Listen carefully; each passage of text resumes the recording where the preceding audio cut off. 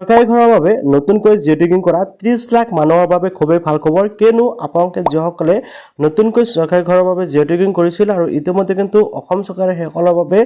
নতুনকৈ মুকলি কৰিছে আৰু তেওঁলোকে কিন্তু অসম চৰকাৰৰ তৰফৰ পৰা কিন্তু ইতিমধ্যে জাননী জাৰি কৰিছে যে 30 লাখ মানুহক আকৌ নতুনকৈ চৰকাৰী ঘৰ প্ৰদান কৰা হ'ব যিসকলে নেকি জিঅ' টেগিং কৰিলে সেইসকলৰ ঘৰে ঘৰে গৈ কিন্তু ইতিমধ্যে চৰকাৰী যিসকল কৰ্মী আছে জিআৰএক্সকলে কিন্তু ইতিমধ্যে আপোনালোকৰ ঘৰত গৈ ইকেআইচিটো কমপ্লিট কৰিছে ওকে তো আপোনালোকে কেতিয়া কোনটো ডেটত আপোনালোকে টকাটো লাভ কৰিব চৰকাৰী ঘৰখন লাভ কৰিব তাৰ কাৰণে ডিস্ট্ৰিক্টৰ লিষ্ট এটা ওলাই আহিছে মই আপোনালোকে লিষ্টটো দেখুৱাইছো লগতে কোনটো ডিস্ট্ৰিক্টৰ মানুহে কিমান বাজেটৰ ঘৰ লাভ কৰিব সেই বিষয়ে কিন্তু এই ভিডিঅ'টোত আপোনালোকক দেখুওৱা হ'ব গতিকে ভিডিঅ'টো অলপ দীঘলীয়া হ'লে আপোনালোকে সম্পূৰ্ণ কৰি চাব কিয়নো ভিডিঅ'টো আপোনালোকৰ বাবে অত্যন্ত গুৰুত্বপূৰ্ণ যদি আপোনালোকে চৰকাৰী ঘৰৰ বাবে জিঅ' টেগিং কৰিছিল তো আপোনালোকে ৰিপৰ্টটো কেনেকৈ চাব পাৰিব প্লাছ আপোনালোকে কোনটো ডিস্ট্ৰিক্টৰ মানুহে কিমান টকাৰ ঘৰ লাভ কৰিব কিমান বাজেটৰ ঘৰ লাভ কৰিব হেও মই জনাম গতিকে আপুনি কোনটো ডিস্ট্ৰিক্টৰ পৰা ভিডিঅ'টো চাইছে নিশ্চয় কমেণ্টত জনাব আৰু লগতে আপোনালোকে চেনেলটো সাবস্ক্ৰাইব কমেণ্টত জনাবলৈ পাহৰি নাযাব আৰু ভিডিঅ'টো নিশ্চয় লাইক আৰু কৰি দিব আপোনালোকক ৰিপৰ্টটো ফাৰ্ষ্ট টাইম দেখুৱাইছো অৰ্থাৎ লিষ্টখন আপোনালোকক দেখুৱাইছো লিষ্টখন কেনেকৈ ডাউনলোড কৰিব পাৰিব দেন আপোনালোকে কোনটো ডিস্ট্ৰিক্টৰ মানুহে কিমান টকাৰ ঘৰ লাভ কৰিব হেও কিন্তু এই ভিডিঅ'টোৰ জৰিয়তে দেখাম গতিকে ভিডিঅ'টো অলপ দীঘলীয়া হ'লেও আপোনালোকে ধৈৰ্য সহকাৰে চাব আৰু আপোনালোকে এটা কথা মন কৰিব এই ভিডিঅ'ত দেখুওৱা ডিটেইলছসমূহ কিন্তু খুবেই ক্ৰিটিকেল আপোনালোকে ভালকৈ বুজি নাপালে কিন্তু আপোনালোকে কি হ'ব আপোনালোকে লিষ্টখন ওলাব নোৱাৰিব তো আপোনালোকক মই এতিয়া ৰিপৰ্টটো দেখুৱাই আছো আপোনালোকে চাওক ফাৰ্ষ্ট টাইম ৰিপৰ্টছ অপশ্যনত ক্লিক কৰিব লাগিব ৰিপৰ্টছ অপশ্যনত ক্লিক কৰাৰ লগে লগে চাওক আপোনালোকৰ সন্মুখত এনেকৈ ওলাই আহিব এতিয়া আপোনালোকে চাওক প্ৰধানমন্ত্ৰী আৱাস যোজনা গ্ৰামীণৰ ইয়াৰ পৰা আপোনালোকে ডাটা এনালাইটিক্স অৰ্থাৎ আপোনালোকে ৰিপৰ্টছটো ওলাব পাৰিব দেন ফাৰ্ষ্ট টাইম আপোনালোকে ইয়াৰ পৰা চাওক এই যিটো ইয়াৰ আছে 2025 এণ্ড 26 আপোনালোকে ইয়াতে ক্লিক কৰি দিব আৰু এইটো প্ৰধানমন্ত্ৰী আৱাস যোজনা সিলেক্ট হৈ থাকিব এতিয়া আমাৰ যেটো ষ্টেটটো সিলেক্ট কৰিব লাগে ষ্টেটটো সিলেক্ট কৰিব লাগিব দেন আপোনালোকে ষ্টেটটো সিলেক্ট কৰাৰ পিছত ইয়াৰ পৰা কিন্তু আপোনালোকে দেখিবলৈ পাব অল ষ্টেটটো আসাম সিলেক্ট কৰি দিম ইয়াতে আসামটো সিলেক্ট কৰাৰ পিছত ইয়াতে চাওক লোডিং হৈছে ওয়েবসাইটটো যেটো নতুন তাৰ বাবে অলপ সময় লয় লোডিং হোৱাৰ পিছত ইয়াৰ পৰা আপোনালোকৰ ডিস্ট্ৰিক্টৰ নামটো আপোনালোকে সিলেক্ট কৰি দিব মই জাস্ট ইয়াতে ৰেন্ডমলি সিলেক্ট কৰি দিলে এটা ডিস্ট্ৰিক্টটো সিলেক্ট কৰাৰ পিছত ইয়াতে আপোনালোকে কি কৰিব লাগিব আপোনালোকৰ ব্লকৰ নাম আপোনালোকে সিলেক্ট কৰি দিব ওকে দেন ব্লকৰ নাম আপোনালোকে যেতিয়া সিলেক্ট কৰিব লোডিং হ'ব লোডিং হোৱাৰ পিছত আপোনালোকে আপোনালোকৰ গাঁও পঞ্চায়তৰ নাম আপোনালোকে জাস্ট সিলেক্ট কৰিব লাগিব ওকে গাঁও পঞ্চায়তৰ নামটো আপোনালোকে যেতিয়া সিলেক্ট কৰিব আকৌ লোডিং হ'ব এন্ড আপোনালোকে জাস্ট ইয়াতে কি কৰিব লাগিব এই যেটো অপচন আছে দেখিলো আছে সাবমিট অপচন আপোনালোকে সাবমিট অপচনত ক্লিক কৰি দিব ওকে সাবমিট অপচনত ক্লিক কৰাৰ পিছত এনেকৈ প্ৰথমতে চাওক আপোনালোকে দেখিবলৈ আছে ইয়াতে আপোনালোকৰ ভিলেজৰ নাম আহিব তাৰ পিছত ৰেজিষ্ট্ৰেচন নাম্বাৰ আহিব বেনিফিচিয়াৰী নাম আহিব ফাদাৰ্স মাদাৰ্সৰ নাম আহিব এনেকৈ ডিটেইলছ আহিব লগতে স্যাংশন ডেটটো আপোনালোকে দেখিবলৈ পাব ঠিক আছে এনেকৈ কিন্তু লিষ্টটো আপোনালোকৰ সন্মুখত আহি যাব তো এনেকৈ ফাৰ্ষ্ট টাইম আপোনালোকে লিষ্টটো চেক কৰিব পাৰিব এতিয়া আপোনালোকে কোনটো ডিস্ট্ৰিক্টৰ মানুহে কিমান টকা লাভ কৰিব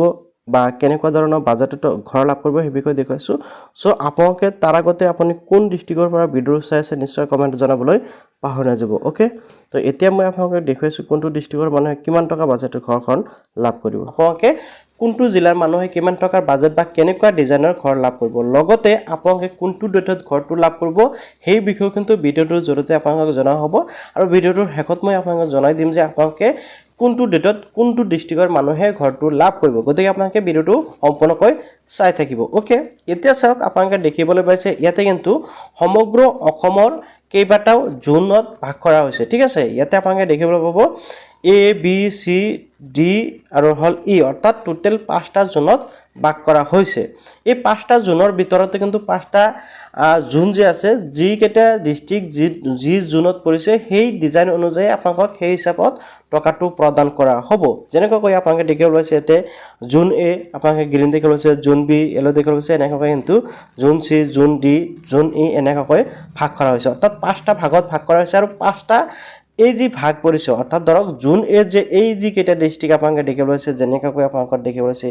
দৰং আছে শোণিতপুৰ আছে নলবাৰী আছে বৰপেটা আছে এই জিলাসমূহ হল আপোনাৰ জোন এত পৰিছে ঠিক আছে তো এনেকৈ আকৌ এতিয়া চাওক জোন বি যেনেকৈ আছে আপোনাৰ লখিমপুৰ আছে ধেমাজি আছে শিৱসাগৰ আছে যোৰহাট আছে চাৰিটা ডিস্ট্ৰিক্ট হল আপোনাৰ জোন বি এতিয়া চাওক গুটিকেটা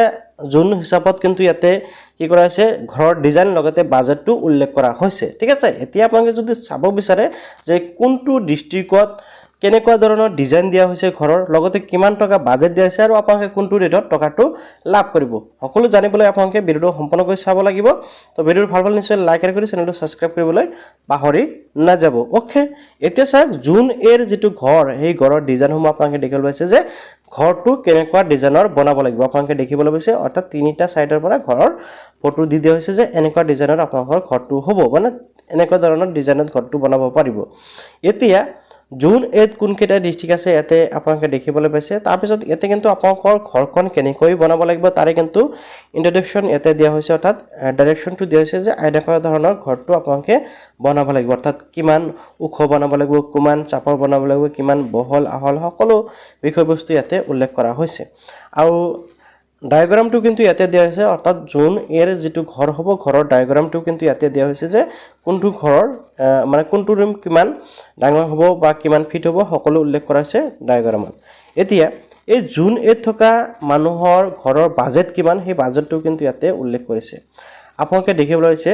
জুন এত যেটো ঘৰৰ বাজেট হেয়া হল টোটাল কষ্ট হল 1,64,737 টকা আপোনালোকে দেখিবলৈ পাইছে যে জুন এৰ মানুহে আপোনালোকে এই টকাখিনি লাভ কৰিব ইয়াৰ উপৰিও কিন্তু আৰু কিছু পৰিমাণৰ টকা যেনেকৈ জব কাৰ্ডৰ টকা 30,000 মান পাব এনেকুৱা ধৰণৰ টকাটো আপোনালোকে লাভ কৰিব ঠিক আছে ইয়াৰ পিছত আহিছে আপোনালোকে দেখিবলৈ পালে জুন এৰ সকলো ধৰণৰ বাজেট আৰু কিমান টকা পাব ঠিক তেনেকৈ ধৰণৰ উল্লেখ কৰা হৈছে এতিয়া সক আপোনালোকে দেখিবলৈ আছে জোন বি যিকেইটা ডিস্ট্ৰিক্ট আছে সেই কেইটা ডিস্ট্ৰিক্টৰ মানুহে কেনেকৈ ঘৰটো লাভ কৰিব বা এটা ঘৰৰ প্ৰিভিউ দি দিয়া হৈছে বা ফটোসমূহ দিয়া হৈছে ইয়াৰ লগতে কিন্তু ডায়াগ্ৰামটো দিয়া হৈছে আৰু এইটো সাইডত আপোনালোকে দেখিবলৈ আছে জোন বিৰ মানুহে কিমান টকা বাজেটৰ ঘৰ লাভ কৰিব জোন বিৰ মানুহৰ বাবে 1,42,091 টকা উল্লেখ কৰা হৈছে ইয়াতে বাজেটত আৰু কিছুমান টকা ইয়াতে কিন্তু এড হ'ব আৰু টকা এড হ'ব আপোনালোকে হেসমূহ একেলগে পাব ঠিক আছে তো এতিয়া এই যে ডায়াগ্ৰাম দিয়া হৈছে ডায়াগ্ৰাম হিচাপে কিন্তু জুনবিৰ মানুহে ঘৰটো বনাব লাগিব ওকে বা ফটো দিয়া হৈছে ফটো হিচাপত জুনবিৰ মানুহে ঘৰটো বনাব লাগিব আপোনালোকে দেখিবলৈ পাইছে এনেকৈ ধুনিয়াকৈ সকলো বিষয়বস্তু এতে উল্লেখ কৰা হৈছে লগতে কোন কেইটা ডিস্ট্ৰিক্টৰ মানুহে জুনবিত পৰে হেতু কিন্তু সকলো উল্লেখ কৰা হৈছে তাৰ পিছত ইয়াতে আছে জুনবিৰ মানুহে কোনটো আইটেমত কিমান টকা ইনভেস্ট কৰিব মানে খৰচ কৰিব লাগিব হেয়াও কিন্তু এইটো সাইডত আপোনালোকে দেখিবলৈ পাইছে যে আইটেম দিয়া হৈছে যেনেকৈ হাউসত কিমান ওপেন প্ল্যাটফৰ্মত কিমান টোটাল কিন্তু ইয়াতে দিয়া হৈছে ঠিক আছে এতিয়া আপোনালোকে দেখিবলৈ পাব জোনসি আপোনালোকে যদি জোনসিৰ মানুহ হয় তেনে ক্ষেত্ৰত আপোনালোকে জোনসিত এটো পাই যাব আৰু আপোনালোকৰ সুবিধাৰ্থে কি কৰিম মই মোৰ টেলিগ্ৰাম আৰু হোৱাটছআপ চেনেলত কিন্তু এই ডিটেইলছসমূহ দি থম আপোনালোকে তাৰ পৰা ভালকৈ চাব পাৰিব যে আসলতে কোনটোৰ বাবে কোনটো ডিস্ট্ৰিক্টৰ মানুহৰ বাবে কেনেকুৱা ধৰণৰ ডিজাইন প্লাস আপোনালোকে কিমান টকা লাভ কৰিব এতিয়া জোনসিৰ মানুহৰ ডায়াগ্ৰাম লগতে ইয়াতে কিমান টকাৰ কষ্ট আছে হেতু কিন্তু দিয়া হৈছে অৰ্থাৎ টোটাল কিমান টকা পাব যেনেকৈ জোনসিৰ মানুহে কিন্তু ইয়াতে 1,62,555 টকা পাব বুলি কোৱা হৈছে বা ইয়াতে টোটাল টকাৰ পৰিমাণটো দেখাইছে লগতে ইয়াতে কিন্তু আপোনালোকে দেখিবলৈ পাইছে ডায়াগ্ৰামটো দিয়া হৈছে ঠিক আছে তো এনেকৈ কিন্তু টোটাল কষ্ট অৰ্থাৎ টোটাল কোত কিমান টকা খৰচ কৰিব লাগিব তাৰ কিন্তু এটা ডিটেইলছ ইয়াতে উল্লেখ কৰা হৈছে জোনসিৰ মানুহৰ ৰুমৰ বাবদ কিমান টকা যাব 1,18,455 টকা কিচেনৰ বাবে কিমান যাব 24,144 টকা তাৰ পিছত বাৰান্দাৰ বাবে যাব 19,956 টকা এনেকৈ ডিটেইলছসমূহ দেখাইছে লগতে ইয়াতে কিন্তু সকলো কষ্টিংৰ ডিটেইলছ ইয়াতে উল্লেখ কৰা হৈছে তাৰ পিছত আপোনালোকে দেখিবলৈ পাব আপোনালোকে জোনডিতো দেখিবলৈ পাইছে যে আপোনালোকৰ জোনডিত যিকেইটা ডিস্ট্ৰিক্ট আছে সেই ডিস্ট্ৰিক্টৰ মানুহকেইটাৰ টোটাল কষ্ট আহিব আপোনাৰ 1,54,230 টকা এতিয়া ডায়াগ্ৰামটোৰ লগতে কিন্তু ইয়াতে কিমান টকা কোড বাজেট এই বাজেটটো কিন্তু ইয়াতে দিয়া হৈছে যে আপোনালোকে ৰুমত কিমান যাব কিচেনত কিমান যাব বাৰান্দাত কিমান যাব সকলো উল্লেখ কৰা হৈছে যেনেকৈ জুনডিৰ মানুহৰ বাবে 1,14,763 টকা হল আপোনাৰ ৰুমৰ বাবে কিচেনৰ বাবে হল 17,190 টকা 91 টকা আৰু বাৰান্দাৰ বাবে হল 22,276 টকা ঠিক আছে টোটাল হল 1,54,230 টকা এনেকৈ আপোনালোকে দেখিব পাইছে সকলো ধৰণৰ ডিটেইলছ ইয়াতে উল্লেখ কৰা হৈছে এতিয়া আপোনালোকে জুনডিত দেখিবলৈ পালে এতিয়া সক আপোনালোকে দেখিব পাইছে জুন ইৰ মানুহৰ বাবে কিন্তু ইয়াতে দিয়া হৈছে যে আপোনালোকৰ ঘৰটো কেনেকৈ হ'ব লগতে কিমান টকা বাজেট আহিব 1,62,000 আপোনালোকে দেখিব পাইছে এনেকৈ ধৰণৰ কিন্তু দিয়া হৈছে আপোনালোকে সকলো ডিটেইলছ ইয়াৰ পৰা কিন্তু ধুনিয়াকৈ চাব পাৰিব ওকে এতিয়া আমাৰ অসমৰ লগতে কিন্তু অন্যান্য ৰাজ্যৰো ইয়াতে দিয়া আছে কিন্তু আমি আমাৰ অসমৰটো কভাৰ কৰিলো তো আশা কৰোঁ আপোনালোকে নিশ্চয় বুজি পালে যে আচলতে আপোনালোকে কোনটো ডিষ্ট্ৰিক্টৰ মানুহে কেনেকুৱা ধৰণৰ ডিজাইনৰ ঘৰ দিব লাগিব লগতে আপোনালোকে কিমান টকাৰ বাজেট লাভ কৰিব এই বিষয়ে নিশ্চয় জানিব পাৰিলে এতিয়া মূল কথা আৰু এটা গুৰুত্বপূৰ্ণ বিষয় যেটো আপোনালোকে সকলোৱে জানিবলগীয়া হে হল যে আপোনালোকে বৰ্তমান সময়ত যেটো চৰকাৰী ঘৰৰ বাবে জিঅ' টেগিং কৰি আছে এই ঘৰটো আপোনালোকে কেতিয়া লাভ কৰিব ওকে কিনো আপোনালোকে সকলোৱে জানে যে ইতিমধ্যে ঘৰে ঘৰে গৈ জিঅ' টেগিং কৰা হল এনেকৈ লিষ্ট এটা ওলালে তাৰ পিছত আকৌ ভেৰিফিকেশ্যন হৈছে বা জিঅ' টেগিং হৈছে আপোনালোকে ঘৰটো কেতিয়া লাভ কৰিব এই বিষয়ে আপোনালোকে বহুতেই কোৱেশ্চন কৰি আছে বা বহুতেই জানিব বিচাৰে তো আপোনালোকক এটা কথাই ক'ব বিচাৰো বা আপোনালোকে জানিব লাগিব যে এই যি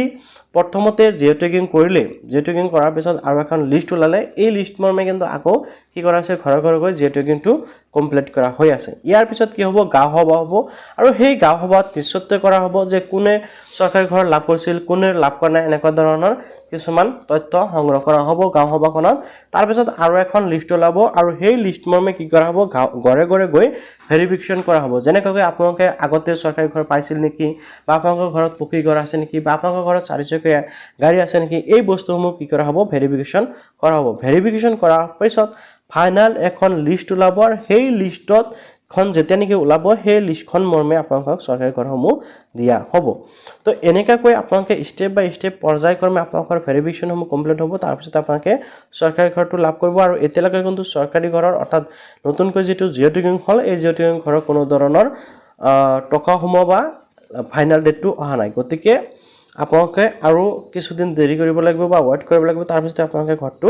লাভ কৰিব তো আশা কৰোঁ আপোনালোকে নিশ্চয় জানিব পাৰিলে আৰু এনেকুৱা ইম্পৰ্টেন্ট আপডেটসমূহ পাবলৈ চেনেলটো সাবস্ক্ৰাইব কৰিবলৈ পাহৰি